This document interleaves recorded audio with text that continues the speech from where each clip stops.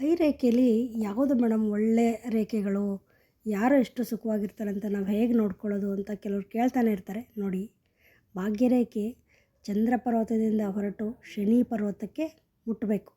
ಆ ರೀತಿ ಇತ್ತು ಅಂದರೆ ಇವರು ಸ್ವಲ್ಪ ಸುಖಪುರುಷರು, ಒಳ್ಳೆಯದು. ನೆಕ್ಸ್ಟು ಸೂರ್ಯ ಪರ್ವತ.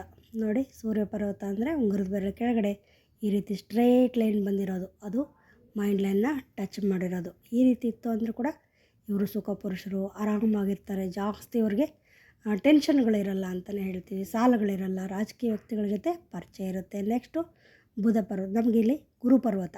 ಗುರುಪರ್ವತದಲ್ಲಿ ಉಬ್ಬಿ ನಿಂತಿರಬೇಕು, ತೋರು ಬೆರಳು ಕೆಳಗಡೆ ಉಬ್ಬಿ ನಿಂತಿತ್ತು ಅಂದರೆ ಕೂಡ ಇವರು ಲಕ್ಕಿ ಪರ್ಸನ್ ಅಂತ ಹೇಳ್ತೀವಿ. ನೆಕ್ಸ್ಟು ಶುಕ್ರ ಪರ್ವತ. ಇದು ನೋಡಿ, ಇದು ಶುಕ್ರ ಪರ್ವತ.